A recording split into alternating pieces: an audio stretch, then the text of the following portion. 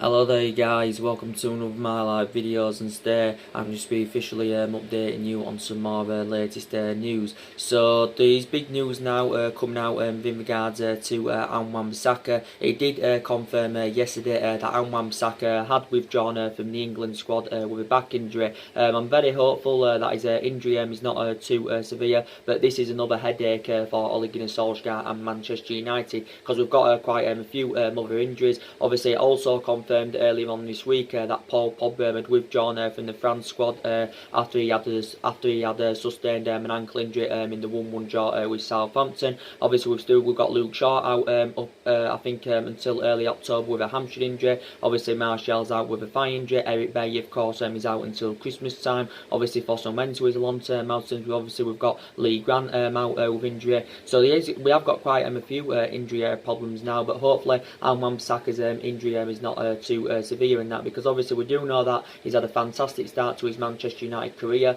and I think he's got all the ingredients required, to become a huge success at Manchester United. And of course Bissaka is our first choice right back. But I think so far he's at Manchester United, he's replicating what he did at Crystal Palace, because don't forget Bissaka only made his senior debut back in February 2018, but he has sustained a back injury. And obviously we have got a big game, after the international break. Obviously we've got Leicester at home, and we do know Leicester is going to be a tough game, because I think Leicester have had a pretty decent start to this season. I think they're sitting third at the moment, and they have registered 8 points from possible 12 in their last 4 games of Leicester, and I think they've won their last 3 games in all competitions. So Leicester is going to be a tough encounter, but it's very, very imperative, of course, that Manchester United do get back to winning ways. But hopefully Bissaka's injury is not too severe. Obviously we've got quite a few other fullbacks as well. Don't forget Diego Dalot, has been injured, but I think he should regain full fitness by the Leicester game.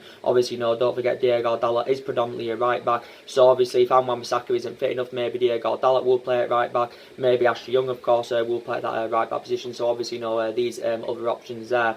But things, definitely do need to improve at Manchester United, because we've endured a difficult start to the season. Obviously, we've only won 1 game out of our first 4 games. We've only managed 7 goals, and we've conceded 4 goals, and basically it's just replicating last season. Basically I haven't seen much improvements in Manchester United so far this season, because last season we only managed 53 goals in the Premier League. We conceded 54 goals in the Premier League last season, that for the first time in 40 years. So I did say we need to see improvements this season. I didn't only say we need to see improvements this season, we've also got to improve our record against the top 6 sides, because our record against the top 6 sides was extremely poor last season. And I did say there's not much improvements this season, to be quite honest with you.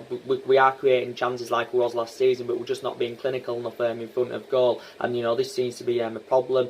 Obviously we're lacking in that midfield, and there's still deficiencies in the squad that do need to be addressed in the January transfer window. But we've had a bad start to the season. We've only registered 3 points from a possible 12, so it's very, very disappointing. And I thought we did really, really well throughout pre-season, and that, we did fantastically well. We won 6 games out of 6, 12 goals scored, and only 3 goals conceded. And I did say at that moment in time, early on in the summer, that I think we will have a better season. Then we got off to a remarkable start against Chelsea, winning comfortably by 4 goals still. And then obviously we dropped points away to Wolves. I thought we played well in the first half against Wolves, but it was disappointing in the second half. Then we dropped all 3 points at home to Crystal Palace. We're losing to them for the first time in Premier League history. And I thought in that game, we didn't play bad. We had a lot of chances in the game. We had over 20 odd shots. We had the majority of the possession, but we just wasn't clinical enough again. And of course, we dropped 2 points at the weekend against Southampton. We was actually very, very poor in that game. So things definitely need to improve at Manchester United. As I did say, our expectations this season, will be to finish in that top 4. And obviously, Ole Gunnar Solskjaer has got to exceed these expectations. To obviously remain at Manchester United. I did initially say our aspirations, will be that top 4 in the next couple of seasons, but I did say we have got big ambitions for the future. Obviously Ole Gunnar Solskjaer wants to bring that fear factor back to the football club, and the vast majority of pundits have got doubts that Ole Gunnar Solskjaer will bring that fear factor back to the football club, because let's be honest, that fear factor has not been at Manchester United since the Alex Ferguson era. And obviously want to get back to competing, want to get back up there winning silverware and that. And obviously this is something Ole Gunnar Solskjaer wants to bring back to the football club and that. And I did say with the dementia, this football club, with the history of this football club, you know, of course, we should be up there challenging. And obviously, you know, we haven't been doing that, you know, for the last 6 years or so. But Solskjaer, you know, does want to bring that winning mentality back to the football club. But he said earlier on this summer that obviously, you know, he's following Alex Ferguson's philosophy. But I hope it can work out under Ole Gunnar Solskjaer, because obviously myself and, you know, all the other Man United fans, you know, love him a lot. You know, he was a great long-serving player for the football club for 11 years. You know, he flourished under Alex Ferguson's guidance.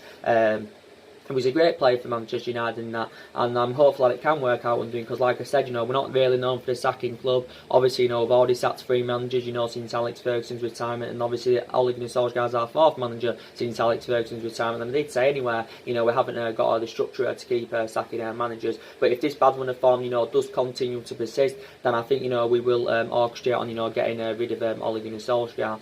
But yeah, like I said, with Bissaka, I think he's had a fantastic start to his Manchester United career. You know, don't forget, you know, he's only 21 years of age. You know, we paid, what, £45 million for him. Obviously, there were 5 million add-ons, which did rise it to £50 million.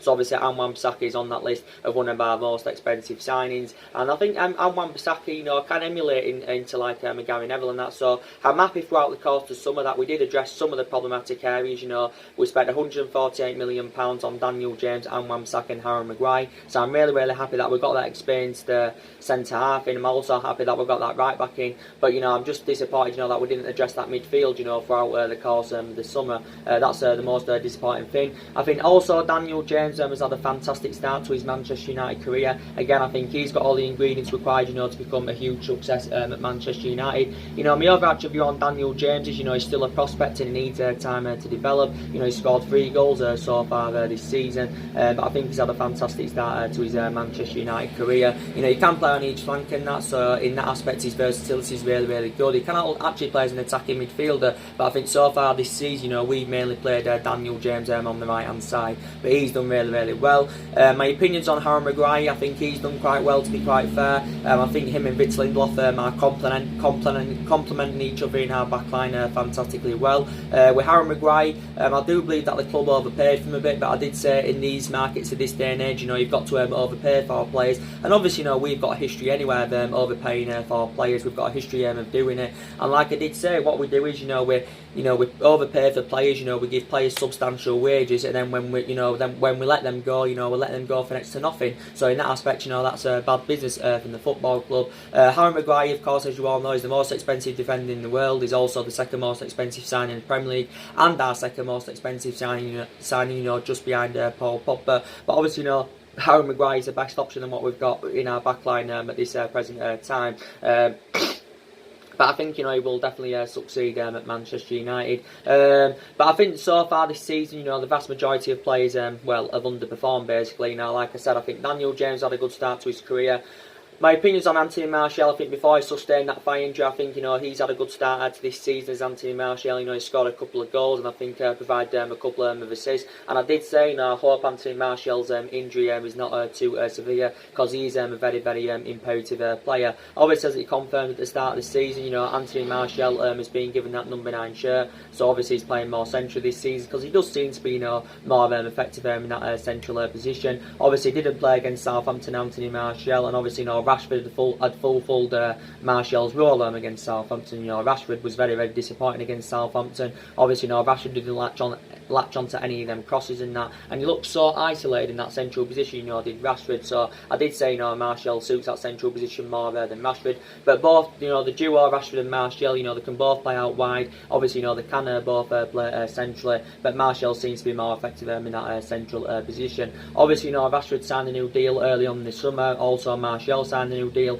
earlier on in the summer. You know, Martial signed a new, you know, 5-year deal back in January. Martial, I think this is now Martial's 5th season at Manchester United. You know, he's developing really, really well. I think now we're starting to see he's starting to replicate, you know, what he did back under Louis van Gaal in his debut season, because Martial was good in his debut season. You know, I think he scored 17 goals, and I think now he's scored 50 goals for Manchester United in all competitions. He actually scored his 50th goal against Wolves. So like I did say, I hope his injury is not too severe, and hopefully he can regain full fitness, you know, by the time, you know, we do play Leicester on the 14th of September. But I think he's had a great start to this season. Even though Martial was inconsistent in the last couple of months of last season. I still said, you know, he's the long-term solution. My overreaction view on Marcus Rashford, like I've just said, he had a poor game against Southampton. I think, you know, Marcus Rashford, apart from his prior to his poor game against Southampton and prior to his penalty miss against Crystal Palace, I think he had a good start. I think he was good against Chelsea. I think he was also pretty good against Wolves, and that, you know, was Marcus Rashford.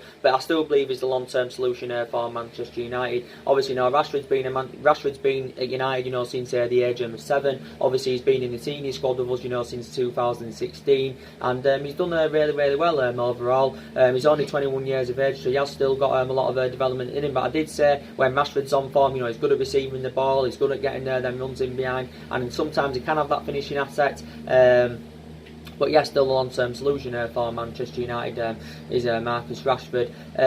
Obviously, you know, my opinions on Paul Pogba.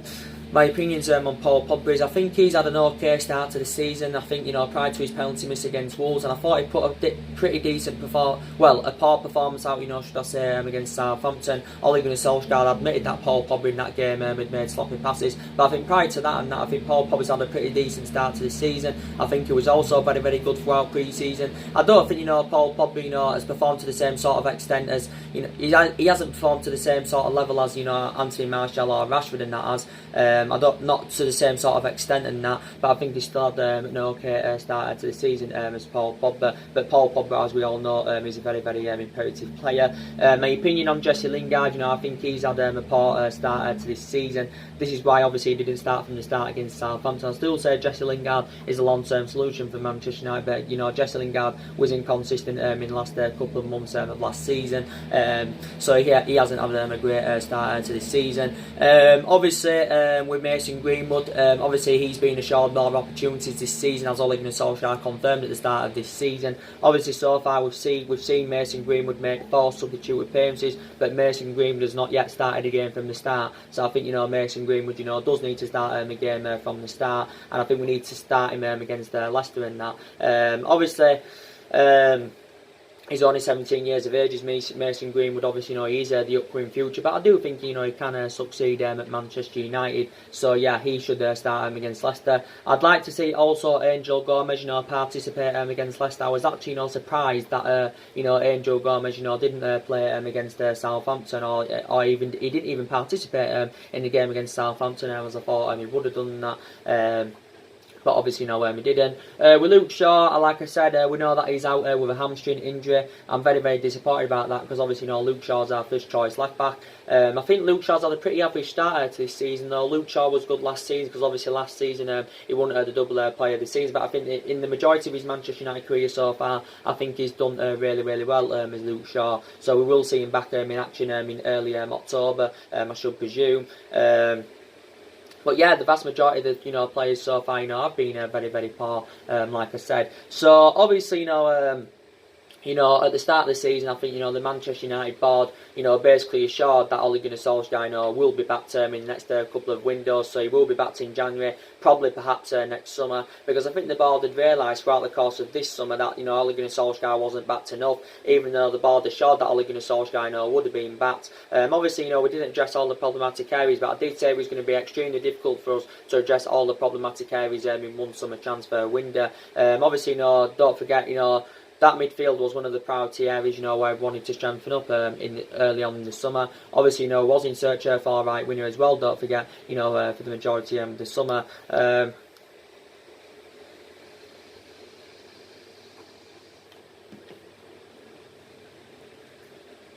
But I did say, you know, I think it went against us in the aspects that, you know, we didn't qualify for the Champions League. So I think that went against us of getting all the players that we wanted in. Because I did say, you know, certain players, you know, would have had reservations about joining the football club.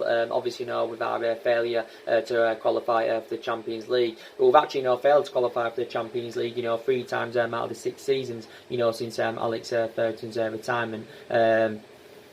But I did say, certain players at a certain calibre, would have had reservations about joining the football club. And I do believe, Ole Gunnar Solskjaer had been given a substantial amount to spend, throughout the course of the summer. Solskjaer did say early on in the summer, that he wanted to recommend 5 new additions to the squad. We only managed to get 3 players in. So obviously we'll be looking to get at least another couple of players in the January transfer window. And that's if Ole Gunnar Solskjaer is still at the football club in the January transfer window. You've got the vast majority of Manchester United fans, tactically, criticising him because, obviously, we believe he's getting his tactics on. I thought he tactically, got it right against Southampton. And as I did say this season, Ole Gunnar Solskjaer's obviously trying different sort of formulas and that, but I think he'll mainly go with the 4-2-3-1 formation this season. That's what formation I think he'll go with on a regular basis. But I do believe, the majority of the players, will get given their chance this season. Obviously, we've already seen the majority then, get given the chance. I do believe, the young upcoming players, they should get given all their chances,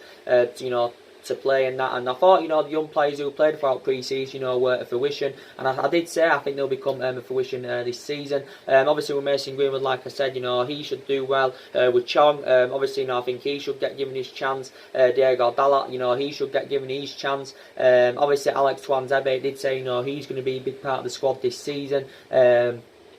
But yeah, like I said, I've still got a lot of element of concerns about my midfield. And like I did say, I don't like the way the football club anywhere has been run in the last 6 or 7 years. But, prior to the summer transfer window, we wasn't competitive enough in the recent windows. We didn't get anyone in January. Obviously, we didn't get our number 1 targets. We didn't get our number 1 targets last summer.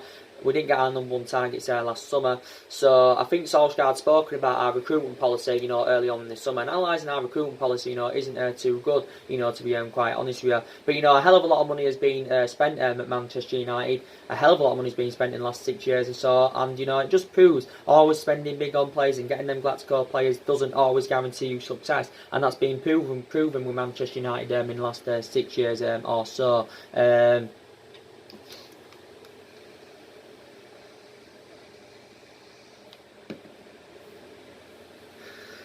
Been proven Man United, of course, in the last 6 years or so. But yeah, and like I said, with that midfield, obviously, it's good that we're keeping Paul Pogba at the football club for this season. But look at our other midfielders we've got. Obviously, we've got a Scott McTominay. With McTominay, I think, to be fair, he's had a pretty decent start to the season as well. And I think he's, well, so far mainly, he has been playing alongside Paul Pogba in our midfield. McTominay, I still don't know if he's got all the attributes, to succeed at Manchester United. I don't know if he's the long-term solution for the football club, but I think he's had a fantastic start to this season, so I will credit him in that aspect. Fred hasn't performed to the same sort of level, as he did do at Shakhtar Donetsk, and that he hasn't replicated what he did at Shakhtar Donetsk, because to be fair, I thought he was an exceptional player at Shakhtar Donetsk was Fred. Again, we got him last summer. I thought the club overpaid for Fred, to be quite honest with you. Obviously, we paid just under £50 million for his services. Obviously, Fred, I thought, did well in the games he participated in throughout pre-season. I don't think he has played so far this season yet as Fred. But yeah, I still think he's a better solution than Matic, because I think he's more mobile and better on the ball than Matic. And with Andres Pereira, I've got the same thoughts about him as I've got of McTominay and Fred. I still don't know if he's the long-term solution for Manchester United. News in regards to Paul Pogba anyway. We know that he's staying at the football club now anyway. Solskjaer has admitted that he was open to selling Paul Pogba, earlier on in the summer. I still think Paul Pogba's plans for the future is to make a move to Real Madrid. Like I said, he withdrawn from the France squad earlier on this week, due to an ankle injury. Hopefully his ankle injury is not too severe. He did say that Paul Pogba was set to undergo a scan, to investigate the extent of the damage, and so it still remains uncertain at the moment whether he's going to be playing against Leicester or not. But like I said, if we can convince Paul Pogba to stay at the football club like we have done, we've got to avoid him, getting any kind of injury, because we haven't really got a backup to Paul Pogba. Obviously, we do know Paul Pogba confirmed earlier on this summer that he did want to leave Manchester United. He said he was seeking for a new challenge and wanted to leave the football club, to rejuvenate his career. And I think, obviously, Real Madrid were in for him for the entirety of the summer. Obviously, his first choice preference was Real Madrid, and his likely destination was Real Madrid. And I think, Zinedine Zidane, will be infuriated, that he didn't land Paul Pogba this summer, because obviously Zinedine Zidane identified, Paul Pogba as his number 1 target. Real Madrid, they spent a substantial amount this summer. They spent £300 million on players. Obviously, they did generate some of the money back, because I think, they sold players as well, so they generated around £100 million of that back.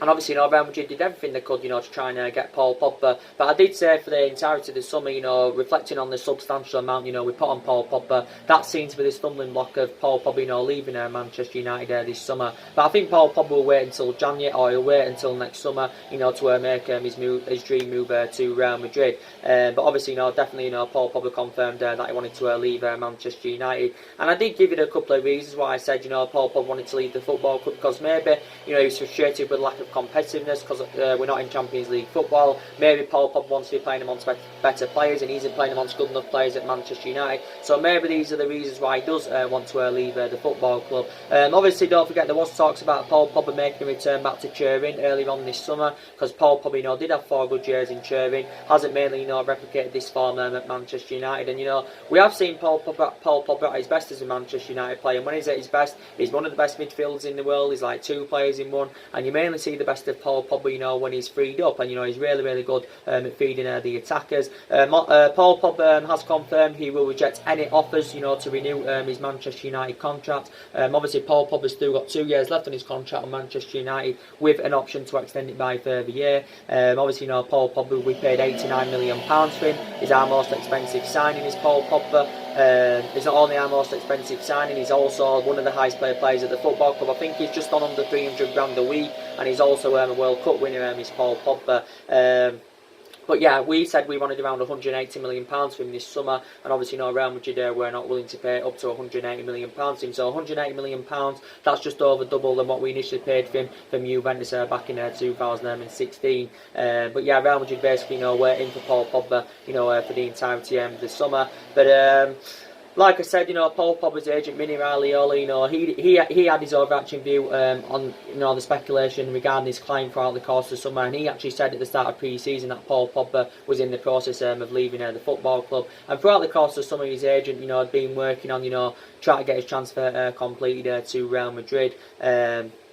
This is what, I basically said. And obviously, Paul Pogba's brother, Mayfield, he also came out a few times and he had his overarching view on the speculation regarding his brother. And he said, that, Paul Pogba, would represent Real Madrid good. And he did say at the time, Paul Pogba, could still end up, signing for Real Madrid. He will stay at Manchester United for this season, but I believe probably in January, more likely next summer, I should say, he will leave Manchester United to join Real Madrid. Don't forget, Christian Eriksen's been on Real Madrid's agenda. But obviously, Real Madrid's preference is Paul Pogba over Christian Eriksen. Probably Christian Eriksen would be a cheaper solution for Real Madrid, but obviously they just prefer Paul Pogba. But Paul Pogba's 26 years of age. He has still got a lot of years ahead of him, a lot of development in him as Pogba.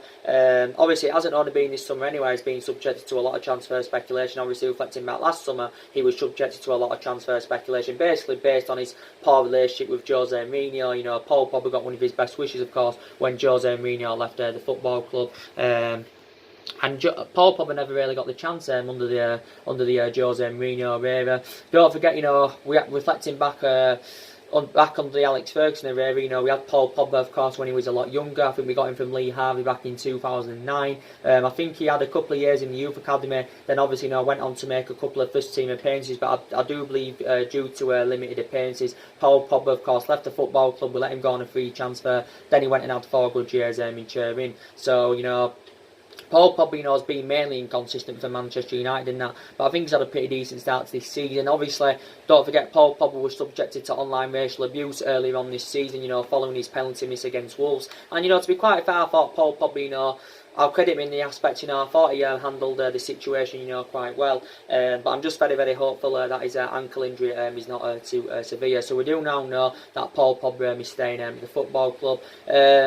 Obviously, as I did give you the news in regards to David De Gea yesterday, well, it's been coming out in the media in the last couple of days. I did say, we could fear now losing David De Gea in the January transfer window. Now, reportedly, well, it was looking very, very imminent, throughout pre-season and early on in the summer, that it was looking very imminent that David De Gea, was going to be committing his long-term future in Manchester United. And he did say he was going to be signing a new long-term contract, and it was looking very, very imminent, that was going to happen. He said he was going to sign a 6-year deal worth up to around 375 grand a week, which would obviously take him under contract with the football club until 2025. But obviously there's been a change of scenery now, and obviously this hasn't materialised. So now reportedly we we could lose David De Gea in January. The football club have been in negotiations of getting David De Gea a new contract at least now for the last 19 or 20 months. It did say actually, prior to pre-season that the club had breakthrough in negotiations, with David De Gea's agent George Mendes, and reportedly it does now say that David De Gea has turned down a £350,000 a week offer from the football club. Obviously, this £350,000 figure, would make him the highest paid goalkeeper in the world. It'd also make him the highest paid in the history of the football club. But obviously, David De Gea has still not yet put a pen to paper. David De Gea's got his contract expires at the end of the season. In his current deal, I think he's on around 200 grand a week. And we do know that David De Gea has been a long serving at the football club. He's been here 8 years. Obviously now this is his 9th season at Manchester United. And I think David De Gea, to be fair, was inconsistent in the last 2 to 3 months of last season. Obviously, he was making costly mistakes, and I think that was mainly to do with the contractual situation. Obviously, he's done it this season so far in the Crystal Palace game. Made another goalkeeper now, David De Gea. But he still hasn't signed this new contract now. So I think if we can't get David De Gea a new contract, I think obviously the club will want to orchestrate on selling him in January, rather than letting go on a free transfer next summer. So we'd obviously rather cash in for him in January. Obviously, it did say earlier on in the summer though, that PSG were regarded as the favourites to sign David De Gea and all that. They were regarded as the favourites. Obviously, Juventus had inquired about getting him. Obviously, don't forget Real Madrid have been long admirers of David De Gea. Real Madrid nearly got David De Gea, back in 2015, but due to the fax machine, the deal never materialised. Reportedly, we still believe we can cash in around £30 million for David De Gea in January. So PSG are reportedly, are prepared to pay this. I did say earlier on in the summer when it was, I said earlier on in the summer, I said at full value, David De Gea for the goalkeeper is worth up to £100 million. But I did say, we won't get anywhere near that £100 million figure because obviously he's just got under a year left on his contract. But David De Gea, I think he's had 7.5 good years with Manchester United. Out of the 8 years he's been here, obviously he's made over 300 odd appearances for the club in all competitions. As David De Gea, he's made over 300 competitions in all competitions. Obviously he's won everything he domestically. He's been here since the Alex Ferguson era. He's won the club's Player of the Year 4 times out of the 6 seasons. Since 4 times out of 6 seasons, he's won the club's Player of the Year. Obviously, reflecting on his impressive performances. And David De Gea's still got a lot of development in him. He's 28, 29 years of age. And it actually did say he should have signed this new contract because it did actually say his contract was, should have been announced after we returned there from pre-season. It did reportedly say we finally, decided to meet David De Gea's wage demands because obviously it said early on in the summer that David De Gea, was demanding around 350 grand a week to sign new contracts. Obviously, for a large period, we was not willing to meet his wage demands, but then obviously we decided to meet his wage demands, and then it did say it was likely, he was going to sign a new contract. Obviously, we offered him 300 grand a week. Obviously, David De Gea had turned this down. But yeah, he's been here since 2011. Obviously, we paid around £17 million for him for Atletico Madrid. So if we could get £30 million from him in January, we still basically gained a 13 million profit.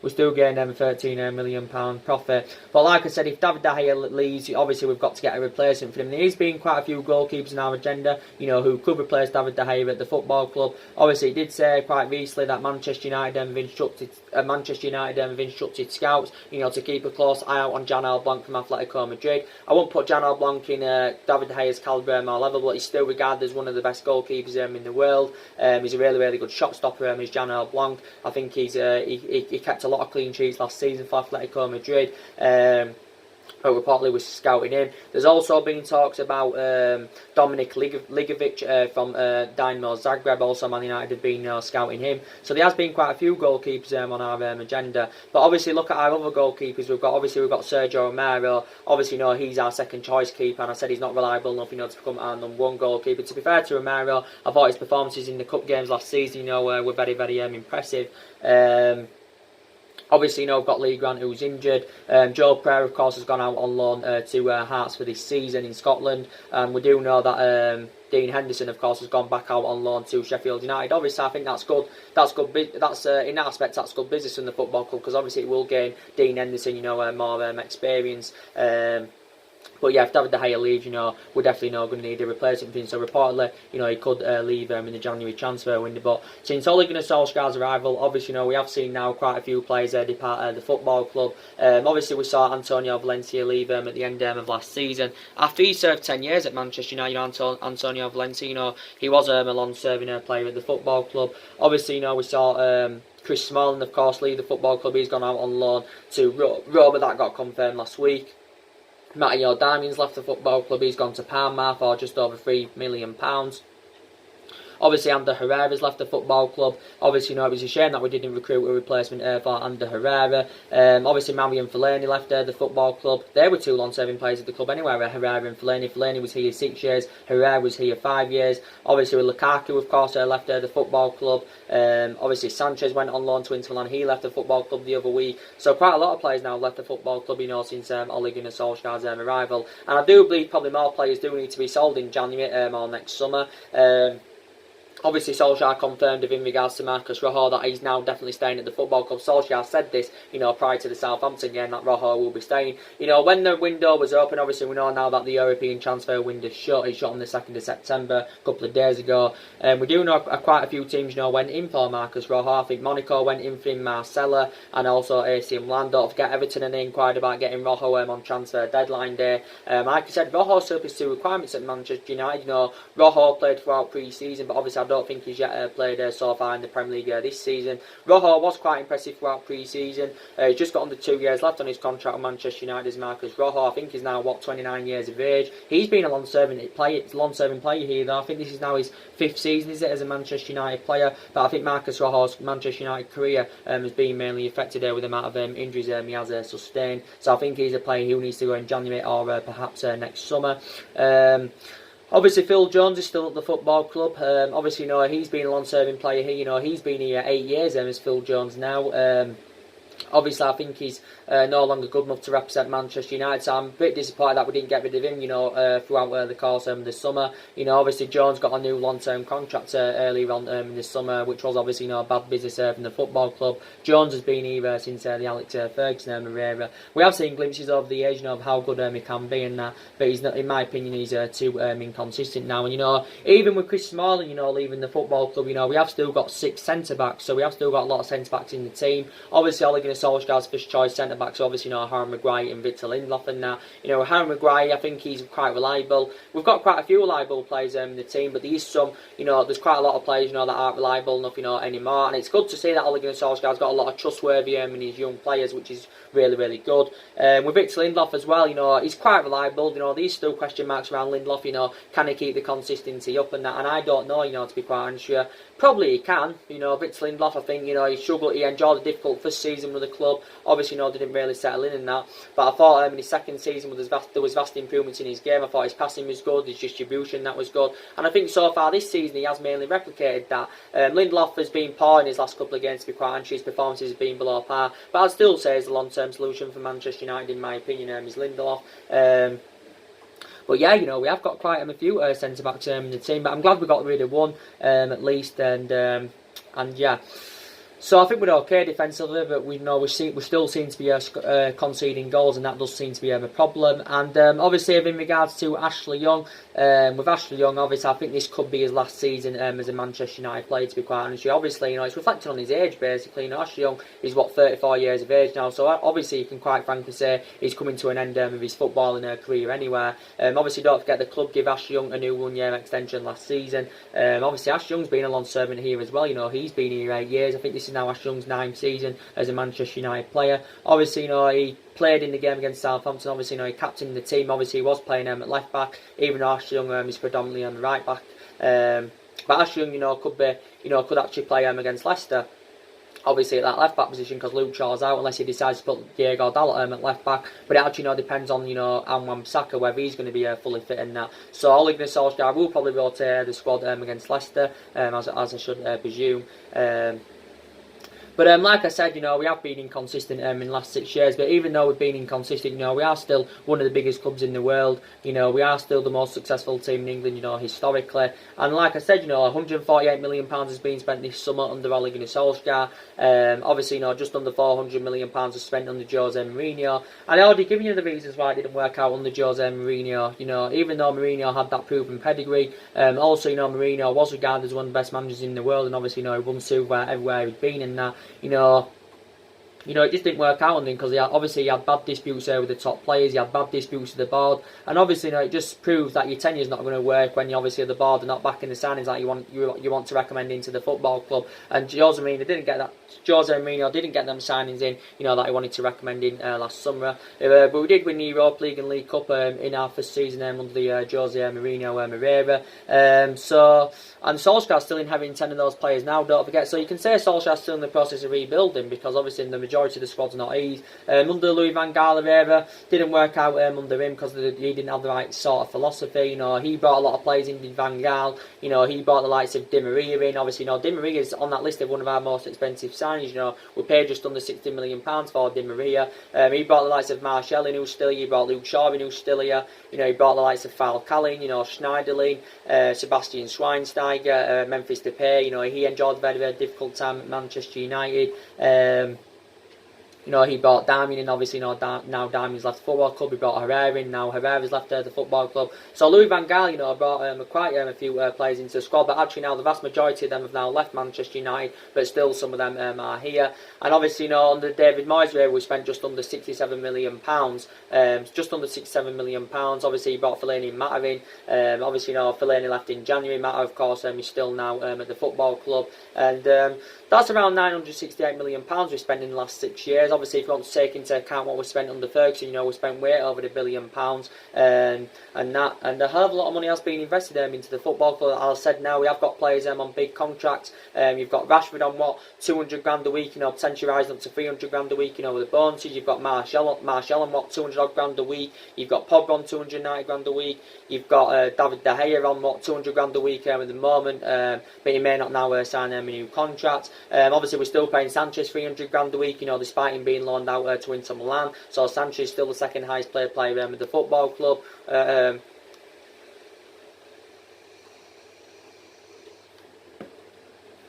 You've got Harry Maguire on £200 a week. So you definitely we have got players on big contracts and that.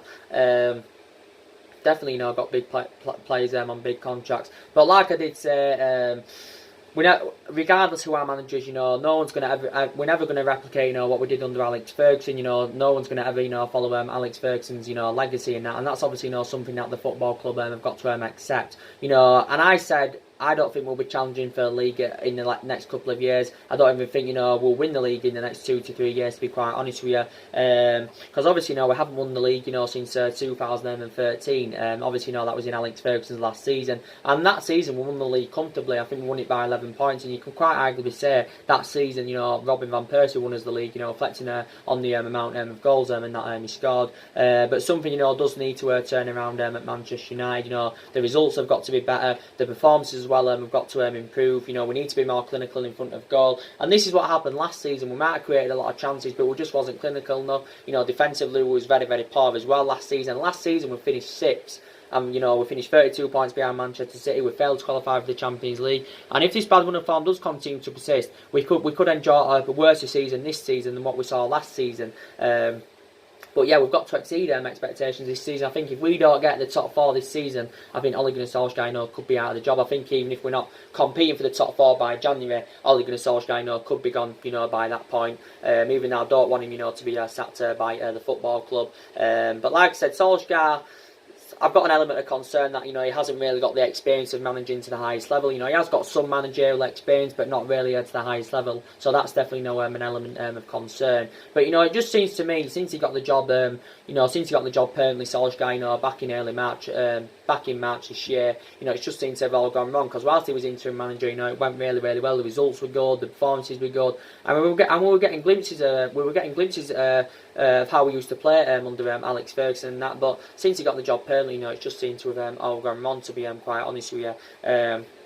But But yeah, definitely quite some of the blame stems from Ole Gunnar Solskjaer. You know, obviously some of the blame, you know, does stem from the squad team as well. It's not always the manager, of course. But yeah, the main part of this video, you know, was to give the latest news about Bissaka. He has withdrawn from the England squad due to a back injury. Hopefully, this injury is not too severe, and hopefully, you know, he can you know, he can regain full fitness for the Leicester game, because Bissaka is a very, very imperative player. You know, his distribution's good, he intercepts the ball and that really, really well. So it's very, very imperative that he's fully fit, you know, for the game against Leicester. But now we have now got quite a few injury problems. Don't forget. Yeah. So anyway, guys, drop your comments, likes below on the channel. If you do consider subscribing, as always, and take care. God bless, and I'll see you all again very, very soon. Thanks for watching, guys.